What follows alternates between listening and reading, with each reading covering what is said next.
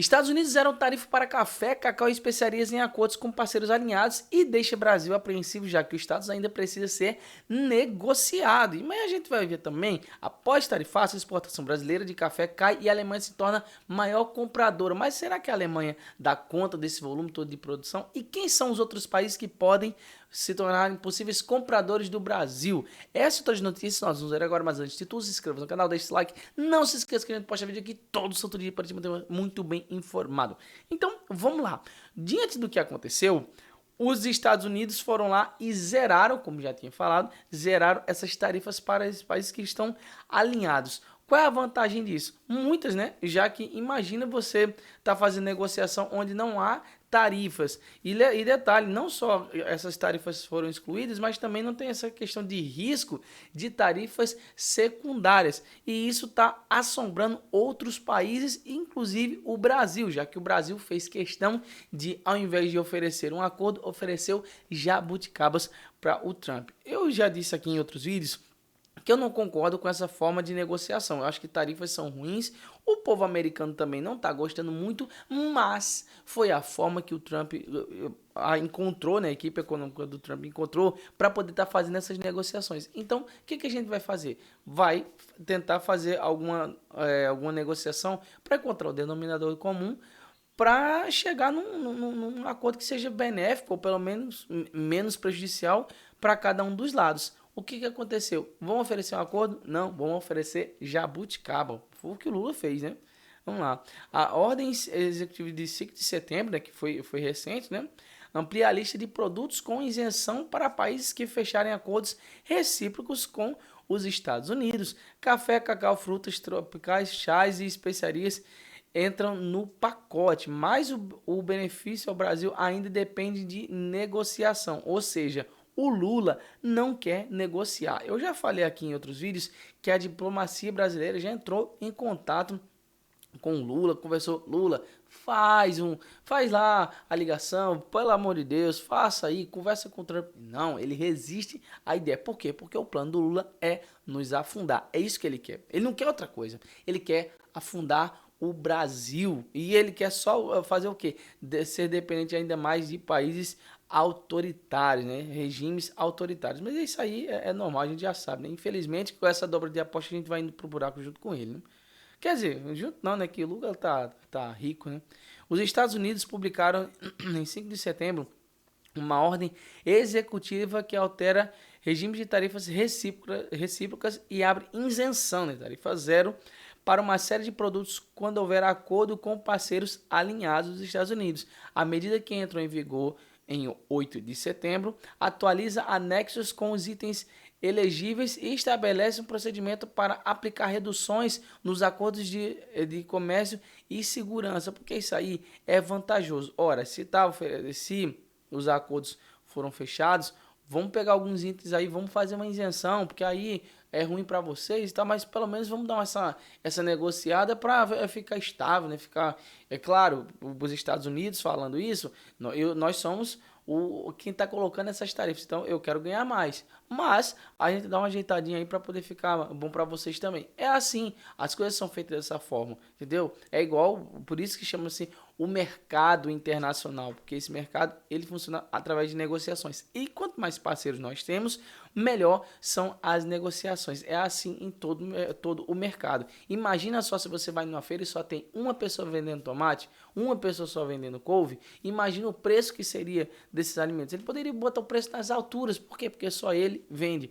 Então, a partir do momento que tem mais pessoas vendendo esses produtos, você pode escolher, você pode estar negociando. Qual é o problema que tem? Quando a gente tem essa questão de tarifas, essa geopolítica toda envolvida, é claro que eu usei um exemplo bem simples assim para poder explicar essa coisa toda, mas quando a gente tem esse negócio de geopolítica no meio, aí a coisa muda de figura, porque tem essa questão de parcerias, tem alinhamento com países que os Estados Unidos, por exemplo, não tem esse alinhamento, e a gente vai estar falando isso aqui mais para frente, né? Aí aqui vai falar sobre os produtos e tal. A intenção declarada do governo é aliviar custos em insumos que os Estados Unidos não produzem. ou não produzem quantidade suficiente. Ao mesmo tempo é que utilizam as isenções como moeda de negociação para fechar acordos recíprocos. Na prática, países com pactos reconhecidos como alinhados passam a ter tarifa zero para itens listados. Os demais seguem sujeitos a tarifas recíprocas. Ou seja, não, a gente está negociando, mas pode ter itens no meio dessa negociação que vão ser isentos de tarifas e a gente vai estar sentando para fazer essa negociação. É assim que está acontecendo, não tem outra coisa. Tá? Aí aqui ele vai falar como foi a isenção e tudo mais. Mas vamos lá. Após tarifaço, a exportação dos brasileiros de café cai e a Alemanha se torna maior compradora. Aí, quem pegou isso aqui foi essa semana, vai dizer assim, olha aí, ó, que coisa boa, agora a Alemanha vai passar os Estados Unidos e tal, na questão da compra, e de fato. Só que aqui a gente tem dois problemas. Veja só, quem são os maiores compradores de café do mundo, né? Estados Unidos, Alemanha, Itália, Japão e Bélgica. Vamos lá, vamos pegar mais alinhado aqui esses primeiros. Então a gente já não tem os Estados Unidos, né? Aí a Alemanha diz ali, ó, desempenha um papel importante no mercado de café, sendo um dos maiores compradores de um excedente de exportação para outros países europeus. Qual é a questão toda? A Alemanha é um país muito pequeno em relação aos Estados Unidos. Logo, eles não teriam como suprir essa demanda de compra dos Estados Unidos. Não tem como comprar tanta coisa igual aos Estados Unidos. Então ele precisa fazer, mesmo ele comprando muito, quando a matéria vai dizer aqui, ó, que eles são aqui, ó, a Alemanha se torna a maior compradora, não quer dizer que ela passou dos Estados Unidos. Quer dizer o seguinte, o primeiro lugar saiu e quem entrou no lugar foi a Alemanha. É assim, não vai pensando assim que a Alemanha vai comprar o mesmo tanto que os Estados Unidos compram. Não tem como ele chegar nessa fatia tão grande. Só que o que acontece? Como vocês sabem aqui, como eu estava mostrando, a Alemanha está na Europa, e vocês sabem, né? A Europa fez acordo com os Estados Unidos e pode haver uma pressão de que para a Alemanha não tá fazendo tantos acordos assim com o Brasil para poder ter essa negociação, porque lembra, o Brasil está alinhado com países nos quais são sancionados pelos Estados Unidos, como é o caso do Irã, que eu vou fazer vídeo hoje ainda falando sobre isso, e também outros países. Então o que acontece? A partir do momento que tem esse tipo de negociação, pode ser prejudicial, pode ser assim, benéfico num primeiro momento, mas pode ser prejudicial depois, porque precisa ter alinhamento. Lembra que a matéria estava falando sobre os países alinhados com os Estados Unidos, ou seja, que fazem negócio com os Estados Unidos, mas não tem negociações com países que não são aliados com os Estados Unidos. Então pode haver isso aí, né? Na terceira posição, a gente tem a Itália, né? A Itália também é um país pequeno em relação aos Estados Unidos. E mesmo se juntasse esses dois também, iria ter problemas, mas a Itália também está dentro da União Europeia, né? Está na Europa. Logo, também pode acontecer o mesmo risco que acontece com a Alemanha, de se alinhando assim com o Brasil. Em seguida, a gente tem o Japão. O Japão já tem acordo com os Estados Unidos, né? Ó, sendo decreto da tarifa base, 15% de investimento com o Japão. Então, ou seja, o acordo também já está fechado.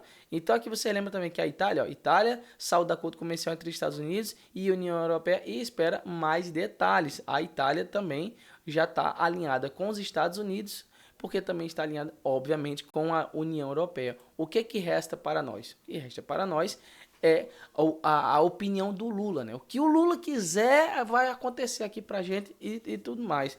E existe também, aí você pode dizer, não, mas e a contrapartida e tal, porque tem os países.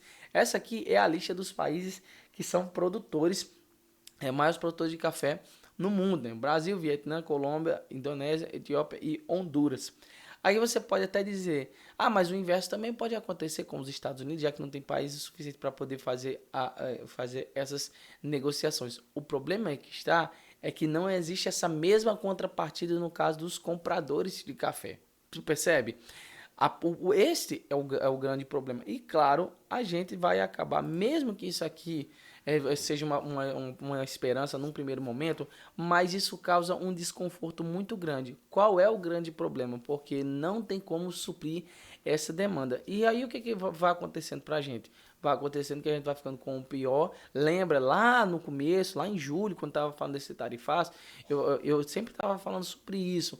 Quanto mais rápido a gente fazer negociação, aliás, não só a gente, né? Qualquer país que quanto mais rápido fizesse negociação, pegava os melhores acordos. Você lembra? Passarinho que chega primeiro, bebe água limpa.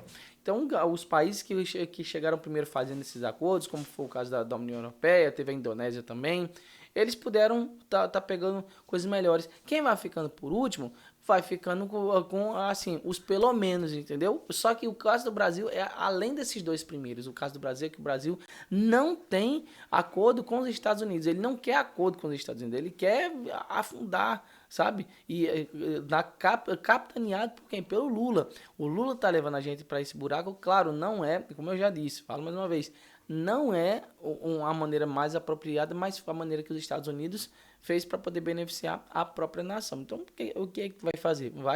Ele vai ter que ser feito dessa forma, mas o Brasil não quer, e com isso a gente vai afundando junto com o Lula, mas 2026 tá vindo aí. Qual é a intenção, né, do Lula? É dizer, tá tendo esse embargo americano, por isso que a nossa economia tá indo pro saco. Então, vocês sabem, né, já conhecem bem essa história, né?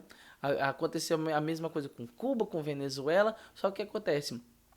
A galera lá, Maduro, tá rico. A família dos Castro também tá rica. Esse pessoal que fica falando mal dos Estados Unidos, em países comunistas e socialistas, a família de quem faz esse negócio, ó, tem muita grana. Tem muita grana. Assim como o Lula também já tem muita grana. O que acontece? A parcela maior que é a população desse acordo, que não é assim, pseudo-acordo, né, porque na verdade não tem acordo nenhum, acaba sendo prejudicada pela decisão de uma pessoa, aliás, a falta de decisão de uma pessoa que no caso é o Lula. Triste fim para todos nós, né?